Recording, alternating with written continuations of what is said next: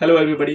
Last time already मैंने आपको बता दिया कि वीडियो में क्या डूज एंड डोंट्स करने हैं। नहीं अगर आपने सुना था तो प्लीज जाके पिछली वाली लिंक देख लीजिए। अब यहाँ पर हम लोग डायरेक्टली चैप्टर ही शुरू कर रहे हैं, तो will start with this chapter. So कौन सा चैप्टर चालू कर रहे हैं अपन? चलो देख लेते हैं। भाई मैं एफएम में चालू कर रहा हूँ तो एफएम के ही चैप्टर बोलूंगा। तो in financial management we have a chapter call working capital. इसका एक्चुअल नाम है working estimation of working capital, but मैं यहाँ पे लिख रहा हूँ वर्किंग कैपिटल। ठीक है, एकदम बेसिक्स पहले समझते हैं। जितना बेसिक्स अच्छे से समझेंगे, ट्रस्ट में गाइस, एक सम के बाद तुम खुद ही ये चैप्टर कर लेगा। इतना इजी जाएगा। लेकिन बेसिक्स नहीं समझा ना तो बहुत गड़बड़ कर देगा तुम लोग। तो ध्यान से देखेंगे, सब लोग कंफर्टेबल पोजीशन पर बैठ जाओ।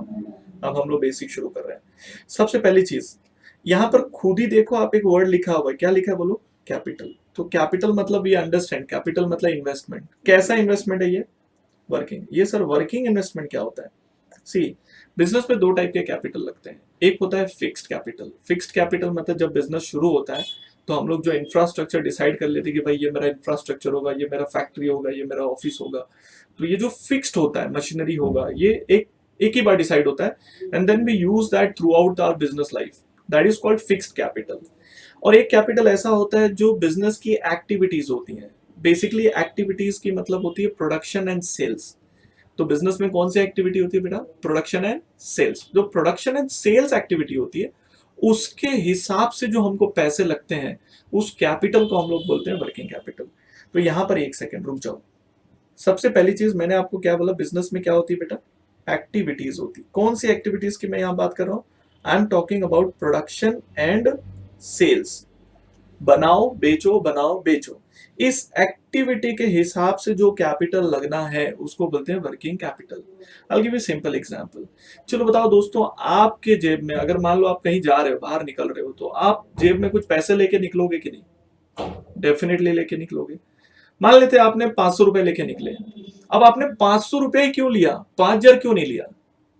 तो आप बोलोगे सर 500 रुपए इसलिए ले बिकॉज मेरा दिन का खर्चा 500 रुपया होगा। आई श्योर आपका दिन का खर्चा 500 रुपए इसलिए 500 लेके निकलते हो, या आपका दिन का खर्चा उससे कम है आप 500 लेके निकलते हो? तो सिंपल सी चीज है। अगर मेरा दिन का खर्चा मान लेते हैं एक 400 रुपए, तो मैं 400 रुपए लेके नहीं निकलूंगा, मैं लेके निकलूंगा 500 रुपया। सेफर साइड रहने के लिए, कुछ ऊपर नीचे हो गया तो या वहां मांगना ना पड़े।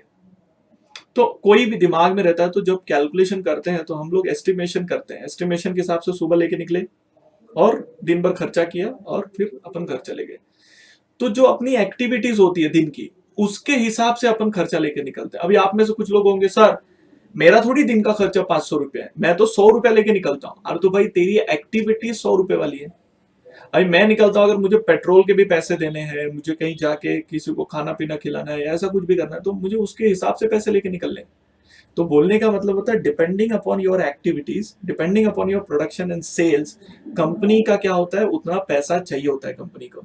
तो जो पैसा चाहिए होता है उसको अपन एक वर्किंग कैपिटल का नाम दे सकते हैं। सो कैन आई से the activities which is planned, उसके हिसाब से खर्चा। तो जो भी एक्टिविटीज हम लोग प्लान करते हैं उसके हिसाब से हम लोग को क्या चाहिए रहता है? कैपिटल चाहिए रहता है, और उसको हम लोग क्या बोल सकते हैं? Working capital. सो एक्टिविटीज का नाम मैंने यहाँ पे क्या लिखा है बेटा? Production and sales. लिखो मत अभी कुछ भी, सिर्फ समझते जाओ। ओके, प्लानिंग के दम पे करते हैं। अब ये कॉन्सेप्ट हो गया। दूसरा मैंने आपको क्या समझाया? मैंने आपको थोड़ी देर पहले बोला था कैपिटल अपना दो टाइप का होता है। एक मैंने क्या बोला बेटा? फिक्स्ड कैपिटल होता है, जो अपने को एक ही बार लगता है, एक ही बार लगेगा, बस वो खर्चा हो गया, दिस इज वंस। हाँ, वापस से मशीन चेंज करनी तो फिर से लगेगा, बट ये 5-5 साल में, 10-10 साल में एक ही बार आता है। फिर एक होता है वर्किंग कैपिटल। अब प्रोडक्शन एंड सेल्स के ऊपर डिपेंड है। तो क्या प्रोडक्शन और सेल्स हर साल बदलेगा? ऑब्वियस ही बात है, अगर बिजनेस ग्रो कराना है तो प्रोडक्शन बढ़ाना पड़ेगा, सेल बढ़ाना पड़ेगा। उसके हिसाब से एक्टिविटी बढ़ेगी, तो जितनी ज्यादा एक्टिविटी उतना ज्यादा वर्किंग कैपिटल। तो working capital is this capital. Are you clear with this? इसको हम लोग डे टू डे एक्सपेंस भी बोल सकते हैं, मतलब capital required for day to day expense. तो we can say capital required for day to day business expenses based on activities. Activities मतलब प्रोडक्शन एंड सेल्स। लिख मत रे बंदर, लिख मत, पहले सुन ले। लिख के क्या करेगा, ये तो वैसे भी मैं आपको बोलने वाला हूं, लिखो अब। तो कैपिटल दो टाइप का होता है, ये क्लियर हो गया, भेजे में उतर गया, ये कॉन्सेप्ट में इसमें कोई कंफ्यूजन नहीं रखना है। Are you clear with this? अब थोड़ा आगे बढ़ते हैं। अब ध्यान से सुनना कि हाउ विल यू कैलकुलेट कि कितना लगेगा पैसा। अब उसके लिए एक चीज समझने की जरूरत है। मैं एक चीज बता रहा हूं, आप मुझे सोच सोच के बताना कैसे चलेगा ये। मान लेते हैं मेरा जनवरी, फरवरी, मार्च, अप्रैल, डा डा डा डा डा, सितंबर, अक्टूबर, नवंबर, दिसंबर। कोई कंफ्यूजन नहीं है, साल भर लिखा है मैंने, ये पूरा साल है मेरा, जनवरी से लेकर दिसंबर। अच्छा, मान लो मुझे ना कैश परचेज करना है, कैश में गुड्स खरीदना है, ठीक है। और 1 लाख 12 लाख का मेरा टोटल परचेज है साल भर का। तो मैं हर साल कितना, हर महीना कितना परचेज करूंगा? अगर पूरे साल का 12 लाख है तो 12 लाख रुपीज। पूरा total purchase is 12 lakh. So I am writing here my total purchase is 12 lakh. Tell me how much will be my monthly purchase, assuming मेरी एक्टिविटीज यूनिफॉर्म है, मतलब हर महीने का सेम। तो 12 लाख डिवाइड बाय 12 मंथ कर देंगे, ये पूरा 12 महीना हुआ। तो 12 महीने के हिसाब से हर महीने का कितना हो गया? 1-1 लाख रुपया हो गया। देख इधर, 1-1 लाख लिख रहा हूं, दिख रहा है? ऐसे टोटल 12 लाख हो गया। तो क्या मैं ये बोल सकता हूं मुझे हर महीने के स्टार्ट में 1 लाख रुपए का माल खरीदना पड़ता है? तो कैन आई से ये मेरा फिक्स्ड कैपिटल है या वर्किंग कैपिटल है? ये देखो, हर महीने के स्टार्ट में मतलब एक्टिविटी होगी, तो एक्टिविटी के हिसाब से 1 लाख रुपए का मेरा खर्च है। अब अब मान लो इसको मैं बेचता हूं कैश में, मतलब आज खरीदा और आज ही बेच दिया कैश में। और मान लो फॉर द टाइमिंग अपन प्रॉफिट वगैरह नहीं करते, जितने का खरीद रहा हूं उतने ही कॉस्ट में बेच भी देता हूं। तो अगर 1 लाख का खरीदा तो 1 लाख का बेच दिया। चलो बताओ मुझे घर से कितना पैसा लाना पड़ा? अभी लाया, 1 लाख का माल खरीदा, 1 लाख रुपए का बेच दिया, 1 लाख वापस आ गया। तो तुमको नहीं लग रहा है 1 लाख रुपया लाया था, 1 लाख रुपया वापस आ गया, तो जीरो हो गया? बोलने का मतलब ये होता है, अगर आपका कैश परचेज और कैश सेल्स है तो आपका पैसा रिटर्न आ जा रहा है। सेम वे ऐसे हर महीना होता जाएगा। मतलब मेरे एक्टिविटी में अगर आप नोटिस करोगे, अगर मेरा कैश सेल्स है तो अभी खरीदा अभी पैसा आ गया, अभी खरीदा अभी पैसा आ गया, तो उस तरीके से चल रहा है। मान लेते हैं ये कैश नहीं है, 1 महीने का क्रेडिट पीरियड है। Now what do you mean by credit period? चलो सोच के बताओ, क्रेडिट पीरियड का मतलब क्या होता है? इसका मतलब ये होता है, उसको अगर आज के आज बेचोगे तो वो आपको पैसा 1 महीने के बाद देगा। तो ऐसे केस में मेरा देखो क्या हो जाएगा। Let me change this first. इसको अपन ऐसे ही रखते हैं, कैश ही रखता हूं, इधर लिखता हूं। अगर 1 मंथ का सेल्स होता क्रेडिट पीरियड में, तो देखो पहला वाला यहां आता, मतलब जो हम लोग जनवरी में बेचेंगे उसका पैसा मिलेगा फेब में, 1 महीने के बाद। जो मैं फेब में बेचूंगा उसका पैसा मिलेगा मार्च में। तो बोलने का मतलब ये है कि जनवरी में मैं खरीदूंगा जिसका पैसा मुझे मिलेगा फेब में। यस और नो? सोच के बताओ मुझे कितना पैसा खर्च करना पड़ा?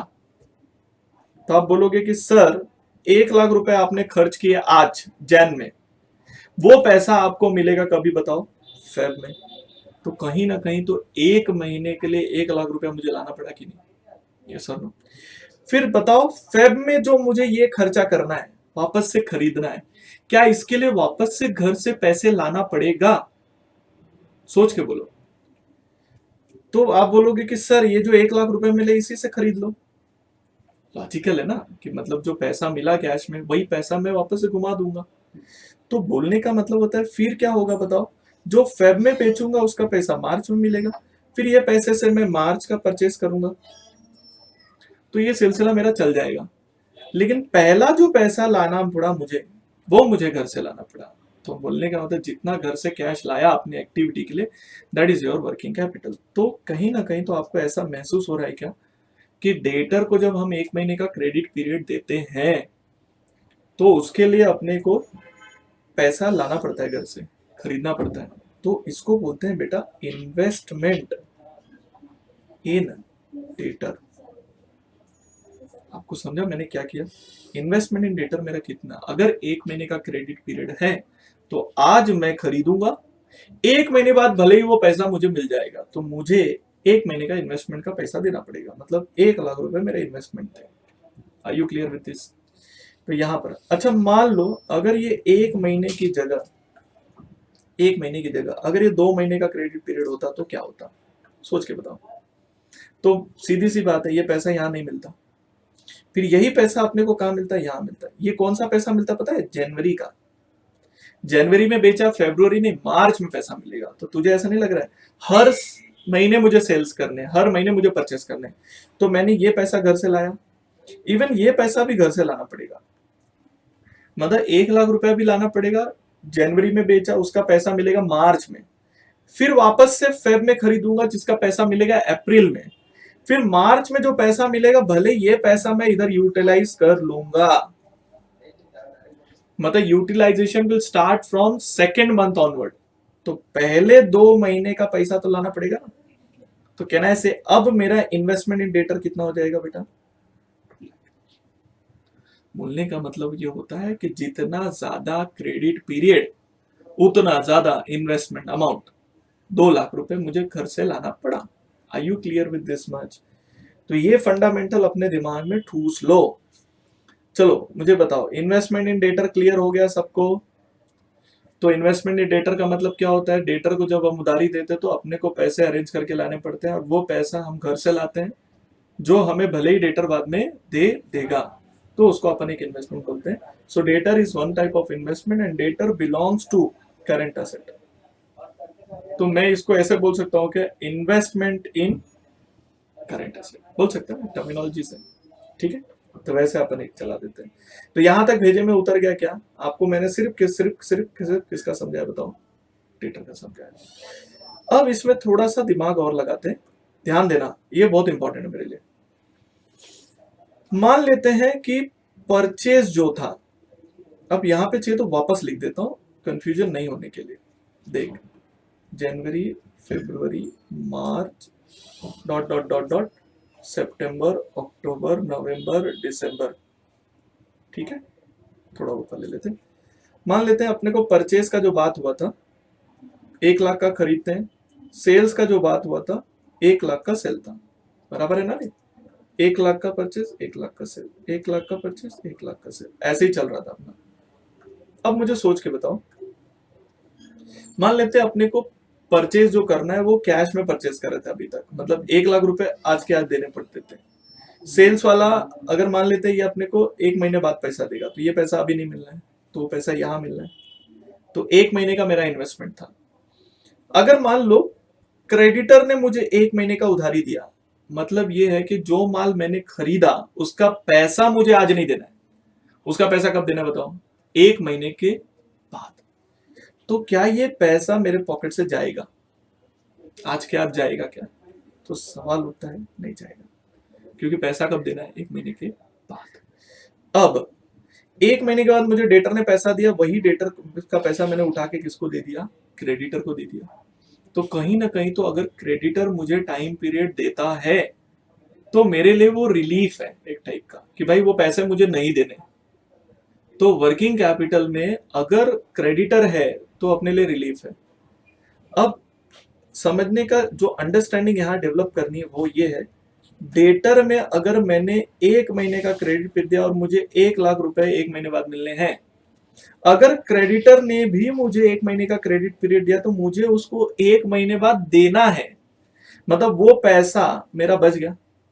तो कहीं ना कहीं तो 1 लाख रुपए मुझे नहीं देना पड़ा, तो मेरा जो वर्किंग कैपिटल है जो मुझे घर से लाना पड़ेगा वो हो जाएगा 0। अब समझो डेटर आपका होता है करंट असेट, क्रेडिटर होता है आपका करंट लायबिलिटी। तो क्या किया आपने? Current asset minus current liability becomes your working capital. तो वर्किंग कैपिटल क्या है? Current asset minus current liability. एक अंडरस्टैंडिंग के तौर पे अपन ने किया। तो एक चीज समझ में आ रही है कि डेटर को जब भी उधारी पीरियड देंगे तो अपना इन्वेस्टमेंट है, और क्रेडिटर जब उधारी देता है तो वो अपना क्या हो जाता है? एक टाइप का रिलीज, मतलब अपने लिए रिलीफ है कि भाई उतना पैसा नहीं देना है। तो यहां तक भेजे में उतर गया क्या आपके? Are you sure? अब मुझे बताओ, how will you calculate this 2 lakh rupees? Amount कैसे कैलकुलेट किया 2 लाख रुपए? तो देखो, साल भर का 12 लाख है, मान लो साल भर का टोटल सेल्स 12 लाख रुपए है, तो आपको हर महीने का पहले निकालना पड़ेगा। तो डिवाइड बाई 12 मंथ कर दिया। देख, 12 लाख साल भर का डिवाइड बाई 12 मंथ, तो कितने का मिलेगा? 1 महीने का। क्रेडिट पीरियड आपने कितना दिया है उसके ऊपर डिपेंड करता है। अगर आपने क्रेडिट पीरियड दिया है 1 मंथ, देन 1 महीने का पैसा आपको एक बंदोबस्त करना है। अगर आपने क्रेडिट पीरियड दिया 2 महीने का, 2 महीने का, तो यहाँ पे मान लेते 2 महीने का क्रेडिट पीरियड, तो 2 मंथ्स आ जाएगा। तो आंसर विल बी 2 लाख। तो ये क्या है बेटा? What is this? This is your total sales. अब थोड़ा प्रिसाइज हो जाऊं तो टोटल सेल्स की जगह वो क्या रहेगा बता? Total credit sales. ये क्या है बताओ? Credit period. तो your formula is total credit sales upon 12 month into credit period is equal to your debtors. समझा आपको? कोई नया फॉर्मूला नहीं बनाया बेटा, it's normal understood, you understand this formula. Total credit sale साल भर का डिवाइड बाय 12 मंथ, मतलब हर महीने का कितना, आप कितना क्रेडिट पीरियड दे रहे हो उतना पैसा आपको लाना है। Is that clear? चलो, यही फॉर्मूले को थोड़ा सा एक्सटेंड करके मुझे बताओ क्रेडिटर के लिए कैसे यूज करेंगे। अगर क्रेडिटर ने मुझे 1 महीने का क्रेडिट पीरियड दिया है तो बताओ कितना। तो सिंपल है, देखो, मान लो 12 लाख का माल खरीदते हो, this is your total credit purchase divide by 12 महीना। क्रेडिटर अपने को क्रेडिट पीरियड दे रहा है, तो क्रेडिट पीरियड उसने दिया 1 मंथ का, तो कहना है ये क्रेडिट पीरियड है। Same formula. तो क्रेडिटर को निकालना है तो कैसे करना है आपको? Total credit period, sorry, total credit purchase upon 12 month into credit period, इससे निकलता है creditor. This is your second formula. तो क्या आप मुझे डेटर क्रेडिटर निकाल के दे पाओगे? इफ आई आस्क यू, कर पाएगा? कैलकुलेशन समझ में आया ना? भेजे में उतरा ना तेरे कैलकुलेशन? तो सुन सुन सुन सुन, अभी लिखने मत जाओ, ये सिर्फ मुझे समझाना था कि क्रेडिटर डेटर को कैलकुलेट कैसे करते हैं। क्विक रिवीजन दे दो मुझे, चलो बताओ फटाक से बता दो। How will you calculate a debtor?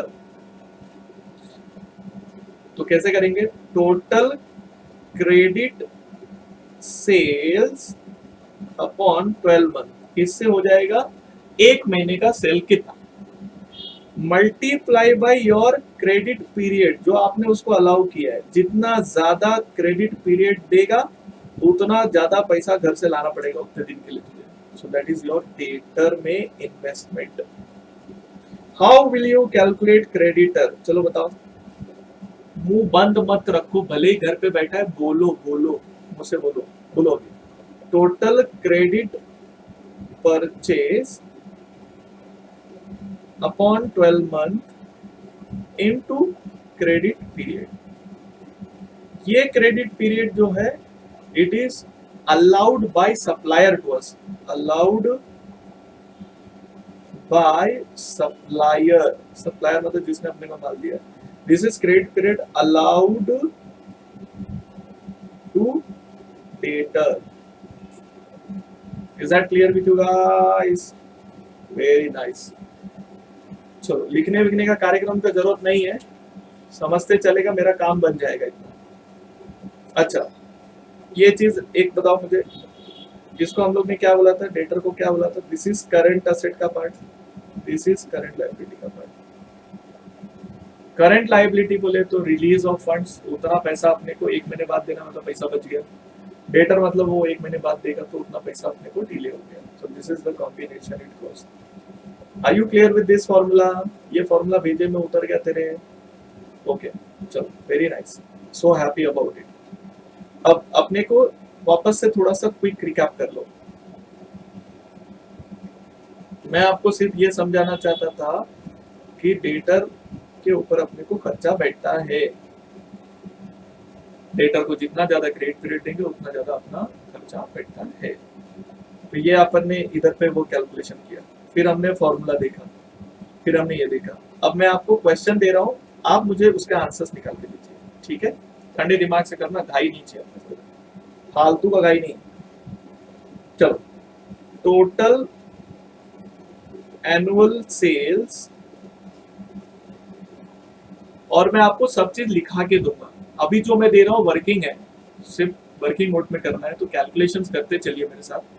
जब मैं बोलूंगा कि भाई ये लिखो, तब मैं आपको अच्छे से लिखा के दूंगा। तो टोटल एनुअल सेल्स मैं आपको दे रहा हूँ 24 lakhs, ओके, जिसमें से cash sales is 20% of total sales, ठीक है? Debtors are allowed credit period of 2 month।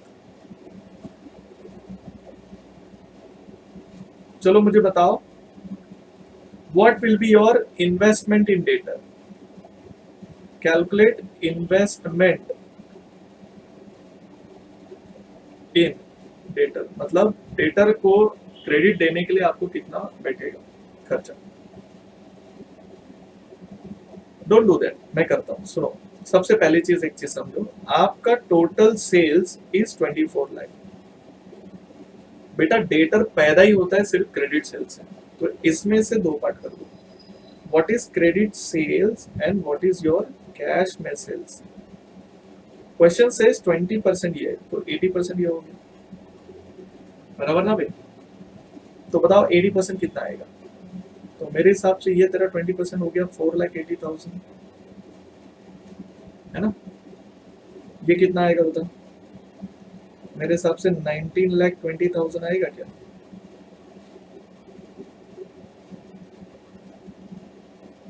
अब 19,20,000, मेरे पास कैल्सी वैल्सी अभी है नहीं, है मिल गया कैल्सी। लुखो, तुम लोग कैल्सी लिए हो कि नहीं मालूम नहीं, मेरे को मुझे कैलकुलेशन पे थोड़ा सा ध्यान देना पड़ेगा। 4,80,000 बराबर है 24 इंटू 2 80%, 90,20,000, एकदम परफेक्ट, एकदम परफेक्ट। अच्छा मुझे बताओ, चलो अभी total credit sales is my 19,20,000 divide by 12 महीना, तो हर महीने का मिल जाएगा 19,20,000 डिवाइड बाय 12 महीना, मतलब हर महीने का 1,60,000 हो गया। दिस इज 1 मंथ का क्रेडिट पीरियड। हम लोग कितना अलाउ कर रहे हैं भाई? इधर 2 months, so multiply by 2 months,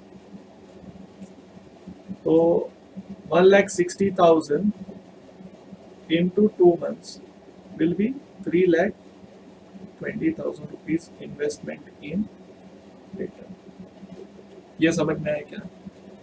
now आप क्या करो, ये वाला एक लिख के ले लो, ठीक है? पॉज द वीडियो, इसको लिखो, फिर एक सम और देता हूँ जिसमें क्रेडिट परचेज होगा, ठीक है? अपना सप्लायर वाला होगा, फिर दोनों का मिक्स करते हैं। तो पहले ये वाला दिमाग में ठूस लो, अच्छे से सेट कर लो। पॉज करिए वीडियो और इसको लिख लीजिए। पहले ऊपर हेडिंग डालिए सिर्फ working capital and calculation of investment in data, और ये कैलकुलेट करिए, एक सम सॉल्व करिए। पॉज करके ले लीजिए, पॉज करिए अभी। चलो आपने अभी पॉज करके लिख लिया, अब मैं आपको दूसरा सब दे रहा हूँ।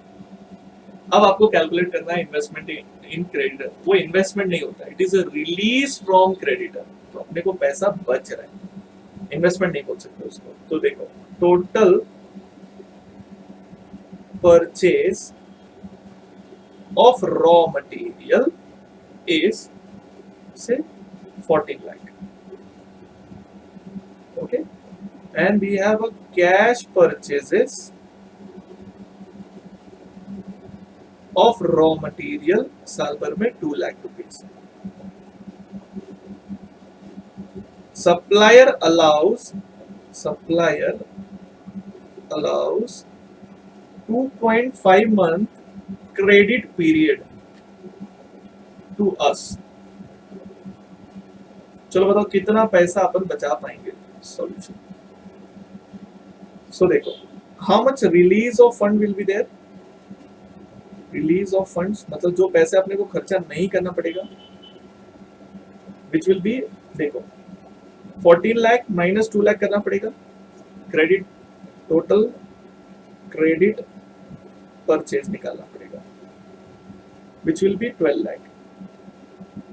इसके लिए कैलसी का जरूरत नहीं है, 15 लोग 12।